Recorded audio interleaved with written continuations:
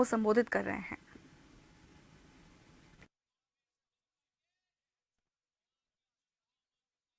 कर रहे हैं भाइयों बहनों, कांग्रेस ने पहले शोषण किया और कांग्रेस के बाद जब तेलंगाना राज्य बना तो बीआरएस ने यहां की भावनाओं के साथ खिलवाड़ करके तेलंगाना के लोगों को पूरी तरह उपेक्षित कर दिया है। हम सब जानते हैं, एक और जहां प्रधानमंत्री मोदी जी के नेतृत्व में पूरी दुनिया के अंदर भारत का सम्मान बढ़ रहा है। आज आप जानते हैं, प्रधानमंत्री मोदी जी दुनिया में जहां कहीं जाते हैं, दुनिया पलक पावड़े बिछा करके उनका स्वागत करती है। भारत की सीमाएं सुरक्षित हुई हैं।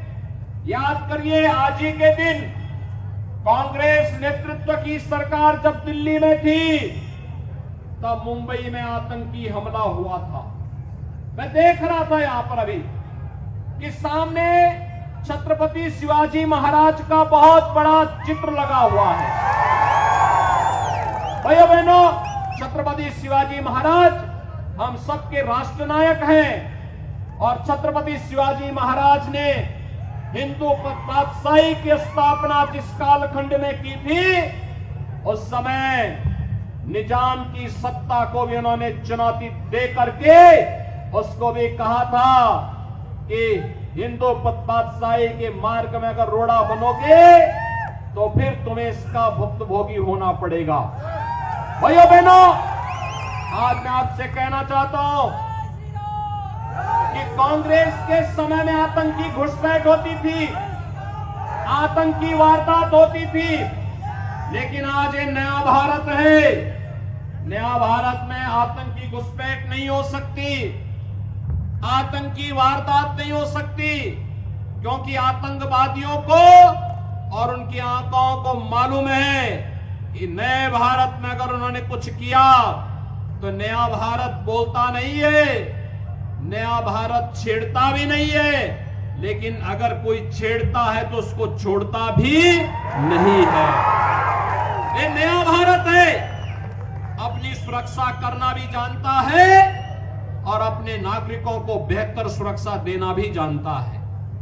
भाइयों बहनों, एक तरफ दुनिया में बढ़ता हुआ सम्मान, दूसरी तरफ सुरक्षित हुई सीमाएं, आतंकवाद का समाधान, नक्सलवाद की समस्या का समाधान, तो इंफ्रास्ट्रक्चर के लिए highway, railway, airport, AIIMS, IIT, IIM, one district one medical college, हर घर नल की योजना, स्मार्ट सिटी की योजना, स्टार्टअप की योजना, पीएम स्टैंड अप की योजना, पीएम डिजिटल इंडिया की योजना जैसी योजनाओं ने भारत का कायाकल्प किया है।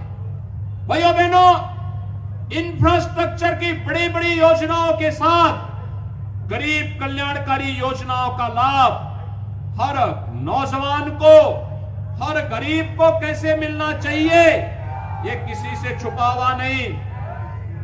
याद करिए, एक तरफ बीआरएस तेलंगाना राज्य को निजाम शाही और उनके रजाकारों से मुक्ति दिवस को मनाने से एमआईएम और कांग्रेस के दबाव में मुकर जाती है, तो दूसरी ओर आपने कांग्रेस के समय में कांग्रेस के नेताओं के बयान भी पढ़े होंगे, जब कांग्रेस के वरिष्ठ नेता ने कहा था कि देश के संसाधनों पर पहला अधिकार मुसलमानों का है।